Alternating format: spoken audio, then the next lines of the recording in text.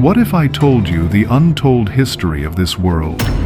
A civilization traded across oceans, one generation, and vanished the next. No war, no record. Imagine neat streets cut in right angles, houses of keyline-fired brick with private bathing rooms draining into covered sewers, public pools so carefully engineered that modern builders still study their waterproofing, and tiny carved seals stamped with a script we still cannot read. Picture merchants loading bales of cotton and crates of beads onto ships that sailed to distant markets, while potters and metalworkers filled workshops at home. Then, over a few generations, those streets fell silent, workshops emptied, and the visible signs of a unified urban life splintered into scattered villages. Not a blaze of conquest. Not a single famous chronicle. Just a slow, puzzling fade, and a handful of objects that whisper a vanished world. Walk with me through one of those cities at its height. Broad avenues run like the ribs of a precise plan. Lanes thread between houses stacked from standardized bricks. A raised mound in the center holds storehouses and public buildings. The Great Bath, a stone basin lined and sealed to hold water, sits like a civic heart, used for ritual or hygiene or both. In back alleys, craftsmen press tiny seals into clay, making a mark that would accompany goods, perhaps an early trademark or administrative label. At a nearby harbor, wooden piers and channels show a knowledge of tides. Weights and scales found across sites show standardized commerce. This was urban life on a scale that surprises: planning, sanitation, trade, craft, specialization. It was, in many ways, modern. And yet, when it comes to words, the silence is deafening. Hundreds of short inscriptions exist, carved on steatite seals and pottery, but they are brief, a handful of characters, not long texts. There is no Rosetta Stone to translate them, no bilingual tablet to unlock the grammar. Because of that gap, we have the tangible bones of a civilization, architecture, tools, seals, pottery, but not its inner voice. The names, laws, prayers, and stories that would explain how people saw themselves. That mismatch is what gives the mystery its charge. We can measure the drains but not the prayers.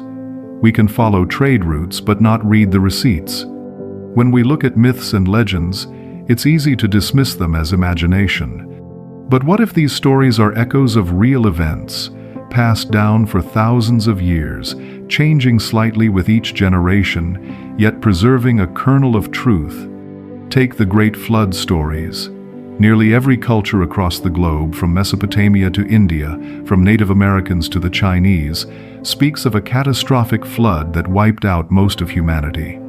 In the Epic of Gilgamesh, written in Sumer more than 4,000 years ago, a man named Utnapishtim is warned by the gods to build a giant boat and save life from a flood. Thousands of years later, in the Hebrew Bible, Noah is given the same warning.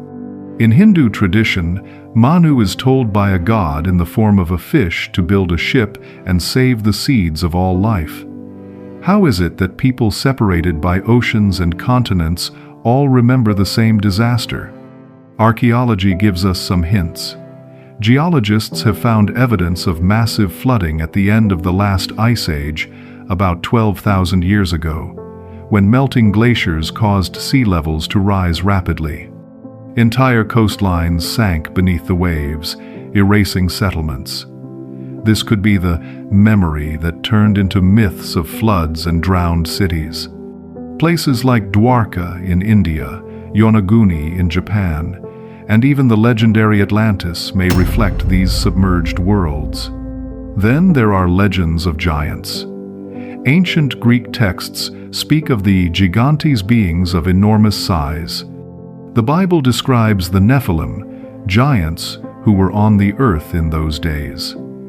Native American tribes like the Paiute tell of red-haired giants who once lived in Nevada's caves. For centuries, these were seen as stories until archaeologists uncovered unusually large skeletons in different parts of the world. Many of these finds have been disputed or hidden, but the persistence of the giant myth in cultures that never met each other suggests some real historical root. Other myths might also be coded astronomical knowledge. For example, the Dogon people of Mali, Africa, have ancient stories describing a companion star to Sirius, invisible to the naked eye. Modern astronomy confirmed in the 20th century that Sirius is indeed a binary star system. How did a so-called primitive tribe know this thousands of years ago? What if myths are not fantasy but history encrypted in story form? What if the tales of gods, floods, and giants are the faint voices of civilizations long gone, warning us about what they lived through? So, what happened? How does an advanced urban system become a whisper? The truth is rarely a single dramatic event. In this case, the most convincing explanation is a slow, multi-threaded, unraveling environmental stress, changing rivers, economic fracture, and social reorganization acting together over generations. Start with climate. Paleoclimate reconstructions show shifts in monsoon intensity and rainfall patterns at the end of the 3rd millennium BCE.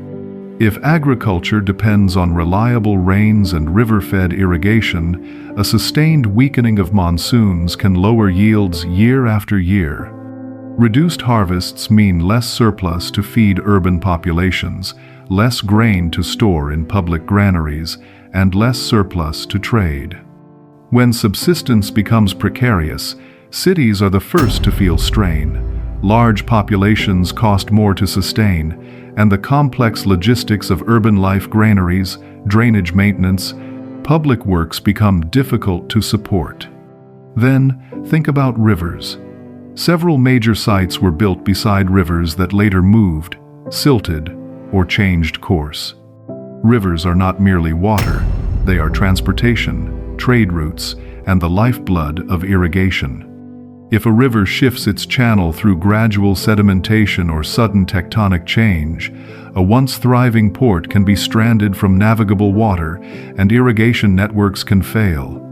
Archaeological layers at some sites show increased silt and changing sedimentation patterns consistent with shifting waterways. The city doesn't necessarily burn overnight, it simply loses the infrastructure that made dense urban life possible. Tectonic activity matters too. Earthquakes and uplift can suddenly alter landscapes, cause floods, or make previous settlement patterns untenable. In a geologically active region, communities must adapt quickly or move. Evidence of flooding episodes and abrupt environmental events in some excavation records suggests that sudden stresses compounded longer, slower changes. Economic networks provide another piece of the puzzle. These cities were nodes in wider trade systems. If partners faltered because of their own environmental or political crises, demand for exported goods could collapse. Conversely, supply chains supplying raw materials could be cut.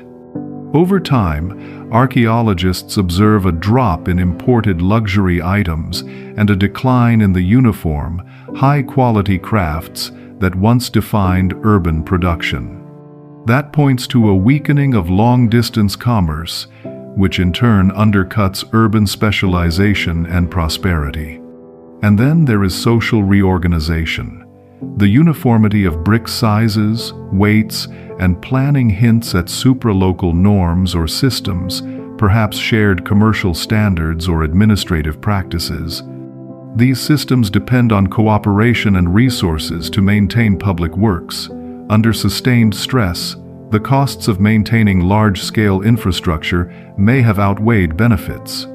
Populations migrate from dense urban life to smaller, more resilient rural settlements that rely on local resources. Specialists become household producers. Large public projects fall into disrepair.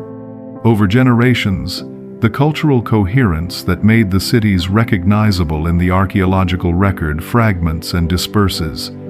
One of the most haunting mysteries in history is how great civilizations simply vanished. At their peak, they built cities, monuments, and trade routes. Then, silence. Archaeologists are left scratching their heads, piecing together fragments of clues. Take the Maya civilization of Central America. For nearly 2,000 years, they flourished building towering pyramids, inventing advanced calendars, and writing complex hieroglyphics. But around the 9th century, their great cities like Tikal and Palenque were suddenly abandoned. No one knows the exact reason. Some theories blame severe droughts. Others point to internal wars, disease, or resource exhaustion. The truth could be a combination, but the fact remains: millions of people vanished into history, leaving behind monumental cities swallowed by jungle. Another famous mystery is the Indus Valley Civilization, Harappa and Mohenjo-Daro, one of the world's earliest urban cultures. They had advanced drainage systems, well-planned cities, and even standardized weights for trade. But around 1900 BCE, the civilization collapsed. Archaeologists found evidence of sudden abandonment, skeletons lying in the streets, and signs of catastrophic flooding. Some suggest climate change and shifting rivers destroyed their food supply. Others whisper of invasion or disease. But the civilization disappeared so completely that even their language remains undeciphered today. And then there's Easter Island, Rapa Nui. Once home to a thriving culture that carved the massive Moai statues, it collapsed before Europeans arrived. Why? One theory is ecological suicide. The islanders cut down too many trees, exhausting resources. Others argue disease and slave raids brought destruction. To this day, the full truth remains elusive. But it's not only ancient civilizations. The mysterious disappearance of the Roanoke colony in North America in the 16th century still puzzles historians. Over 100 English settlers vanished without a trace. Only a single word, Croatoan, carved into a tree, was left behind. Were they absorbed by local tribes, wiped out by disease, or something else? Patterns emerge. Civilizations don't always decline slowly, they sometimes collapse abruptly.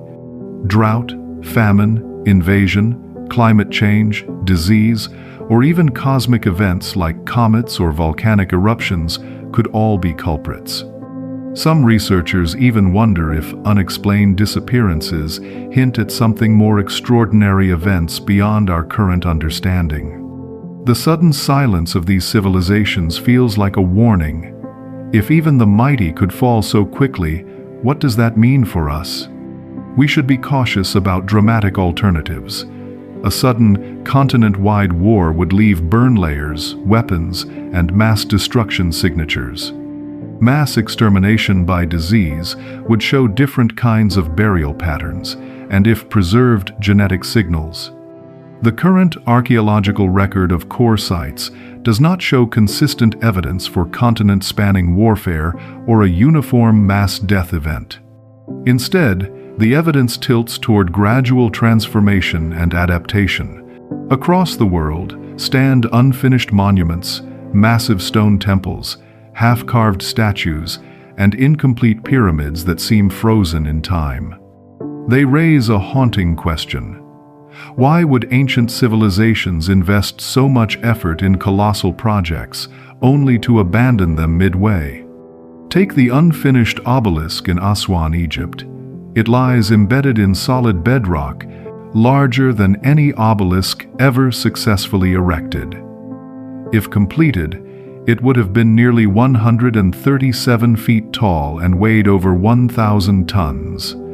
Yet it was suddenly abandoned, with cracks running through the stone as if nature itself stopped the project. But was it really just cracks, or did something else force workers to leave? In Peru, at the mysterious site of Ollantaytambo, massive stone blocks, some weighing more than 50 tons, sit scattered along ancient transport routes, as though the builders suddenly dropped everything and vanished. How could primitive tools have even moved them to begin with? And why would construction halt so abruptly? Perhaps the most chilling example lies in Pohnpei, Micronesia, the city of Nan Madol, often called the Venice of the Pacific. Built on artificial islands with basalt columns weighing several tons each, the city was abandoned mysteriously. Locals believe it was cursed, and that those who disturbed the site faced misfortune. Could it be that something catastrophic, natural disaster, invasion, or even knowledge lost, forced entire populations to flee, leaving their monuments unfinished?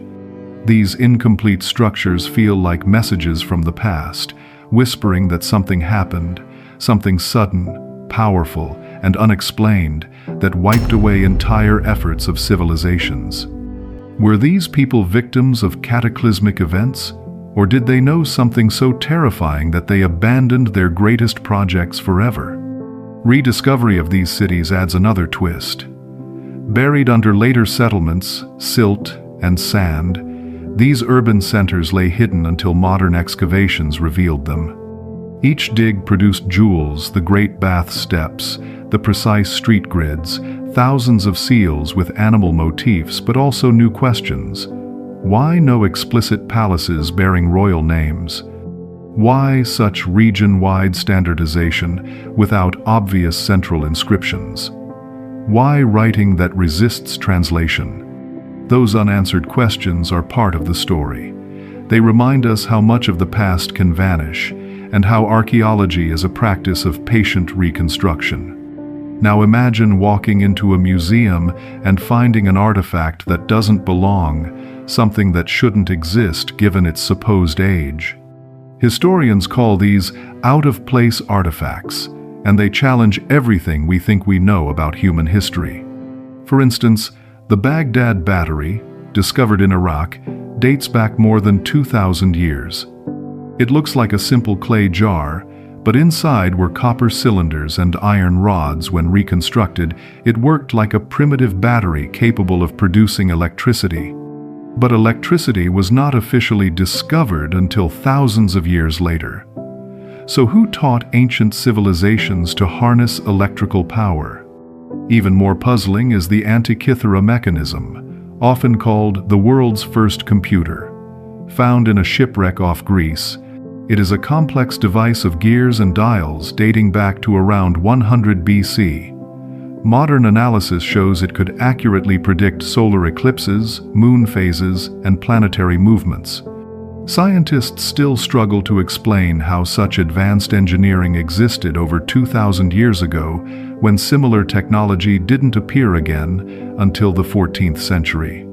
And then there are the maps like the Piri-Reis map of 1513, which seems to show Antarctica without ice, centuries before modern exploration and long before satellites. How could cartographers know the exact shape of coastlines hidden under glaciers? Did they have access to knowledge passed down from an even older, forgotten civilization? Even surgical tools and skull operations baffle experts. In Peru and Egypt, archaeologists have found evidence of trepanation brain surgery performed thousands of years ago. Skulls show signs of holes cut with precision, and many patients survived. How could ancient doctors perform such delicate procedures without modern instruments or anesthesia?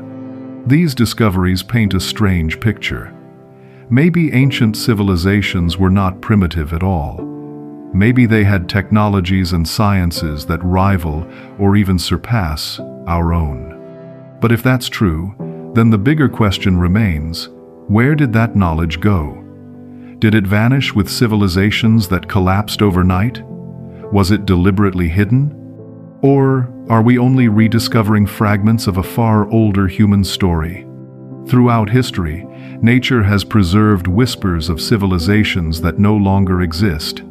Hidden in the patterns of mountains, rivers, and even the stars, we find traces of knowledge that seem far beyond what we assume ancient people could achieve. These clues are like puzzle pieces, waiting for us to connect them. Take the alignment of ancient structures, for example. Many temples and pyramids across the world are positioned with incredible precision to mirror constellations in the sky. The Great Pyramids of Giza line up almost perfectly with the 3 stars of Orion's belt, a feat that would require advanced astronomy. Similarly, the Nazca lines in Peru stretch across miles of desert, forming massive shapes of animals and plants. Some researchers believe they served as astronomical calendars, pointing to celestial events that guided farming, rituals, or even navigation. Rivers, too, hold secrets. The Saraswati River, once flowing through the Indian subcontinent, is mentioned in ancient texts, but disappeared thousands of years ago. Satellite imagery revealed dried riverbeds matching descriptions in Vedic scriptures, proving that these myths were memories of real landscapes. Similarly, researchers studying the Amazon discovered vast geometric earthworks beneath the rainforest canopy, circles, squares, and straight roads that suggest an organized civilization once thrived there, altering the natural world with mathematical precision. Mountains also carry mysterious signatures. At Machu Picchu, the sacred peaks surrounding the site align with solstices and equinoxes, hinting that the entire city was built as a living observatory. In North America, the Cahokia Mounds were laid out in relation to solar cycles, functioning like an ancient calendar made of Earth itself. Even stars tell a story. Ancient Polynesians navigated thousands of miles across the Pacific Ocean without compasses, guided only by star maps committed to memory. Some of their knowledge of wave patterns, winds, and celestial positions is so precise that modern science is only now beginning to fully appreciate it. All these clues suggest that civilizations long gone saw nature not as something to conquer, but as a vast book filled with codes. They aligned their lives with rivers, stars, and mountains, leaving behind a cosmic signature that still whispers to us today. Unfinished structures and advanced technologies may seem like separate mysteries, but perhaps they are connected. Imagine this: ancient people possessed knowledge beyond what we can comprehend today. They started massive projects, temples, pyramids, megaliths, not just for worship, but as repositories of knowledge or as energy centers. But then, something happened. Catastrophe, war, or even a deliberate erasure of history that forced them to abandon everything. What if the sudden disappearance of workers at sites like Ollantaytambo or Nan Madol was linked to the same reason advanced artifacts like the Antikythera Mechanism ended up buried and forgotten? Could there have been a global event that wiped out civilizations, leaving only broken structures and mysterious relics behind? If true, then what we call lost technology might not be lost at all. It could be fragments of a story we are only just beginning to uncover. But this isn't just dry systems analysis. Behind every brick, stamp, and pottery shard were lives: potters, merchants, children, healers, gardeners. Imagine a child racing to the public bath with a jar of water, the baker turning the morning loaves, a merchant bargaining over weights precisely balanced on standardized scales. Those daily rhythms, births, weddings, funerals, market haggling formed the social heartbeat of these cities. When infrastructure frays and markets shrink, those human rhythms change first. Fewer festivals, smaller markets, craftspeople turning to subsistence work. Over decades, that changes the texture of life until the old urban patterns no longer make sense. New scientific tools are rewriting our understanding even as we speak. Satellite imagery reveals settlement patterns invisible from the ground, showing urban footprints stretching beyond the excavated cores. Isotope analyses of human remains can track diets and migration patterns, revealing whether people moved into or out of cities as environments shifted. Pollen and sediment cores reconstruct changing vegetation and rainfall, creating timelines that help us correlate climate events with archaeological change. Ancient DNA can trace population continuity and mixing. Every technique tightens one corner of the picture while leaving other questions open. Archaeology, climate science, and genetics together form a multidisciplinary detective team, each method a different kind of clue. Pause here and tell me, which explanation sounds most convincing to you? Climate stress, shifting rivers, economic collapse, social reorganization, or something else entirely? Put your theory in the comments now and back it up with the evidence you find most compelling. I read the best arguments, and I'll highlight the most persuasive ones. Finally, why should this ancient whisper matter today? Because it shows that complexity is not permanence. A civilization can be ingeniously engineered, economically vibrant, and culturally rich, and still be vulnerable to the slow breakdown of systems that sustain it. That fragility is not simply historical trivia. It echoes modern concerns about supply chains, climate resilience, and civic infrastructure. The lesson isn't fatalistic, it's instructive. Systems can be redesigned, resiliency can be built, and awareness can fuel adaptation. But the past warns that prosperity without flexibility and foresight can fray. If this story intrigued you, do 3 things now. Like the video so more people can find it. Subscribe for weekly deep dives into lost worlds and unsolved histories, and hit the bell so you never miss an episode. Share this with someone who loves a mystery, and most importantly, comment below with your theory. Which piece of the puzzle do you think mattered most, and why? I'll read and respond to the most thoughtful comments, and the best suggestions could shape our next episode on vanished civilizations. Here's the chilling part. If past civilizations could vanish, what about ours? Look around at our modern world. We have satellites orbiting Earth, supercomputers running billions of calculations per second, and global cities connected by instant communication. Yet, in some ways, we're as vulnerable as the Maya, the Indus, or Easter Islands people. Consider climate change. Rising sea levels already threaten coastal cities. Entire islands are disappearing beneath the waves, echoing the floods that shaped ancient myths. Food and water shortages could spark mass migrations and wars, just as droughts may have contributed to the collapse of the Maya. Technology itself, our greatest strength, could also be our downfall. A single massive solar flare, like the Carrington event of 1859, could knock out satellites, power grids, and communication systems, plunging the world into chaos. Imagine billions of people suddenly without electricity, transport, or digital money. Would our civilization survive the shock? Then there's the specter of nuclear war. Ancient ruins tell us of civilizations destroyed by fire and violence. Could our weapons ensure we follow the same path only on a global scale? Even pandemics remind us of our fragility. The Black Death once wiped out up to half of Europe's population. In today's interconnected world, diseases spread faster than ever. A new, unstoppable outbreak could easily destabilize societies.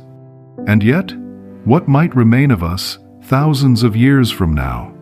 If some catastrophe struck, future archaeologists might stumble upon the skeletons of skyscrapers, rusting bridges, and strange machines whose purpose they cannot guess. They might look at our myths, our films, and our stories, wondering what truths lay buried within them. In the same way we puzzle over the Maya, the Indus Valley, or Atlantis, perhaps one day another civilization will ask, what happened to them? How could such an advanced society simply vanish? History shows us that no civilization, no matter how advanced, is immune to collapse. The only question is, will we learn from the ruins of the past, Or will we become another mystery in the story of humanity? Thanks for listening and thinking along. The past doesn't always shout. Sometimes it whispers through a brick, a seal, or a buried drain. If we listen carefully, those whispers teach us how to read fragility and resilience across millennia. Keep asking, keep probing, and keep the conversation alive in the comments below.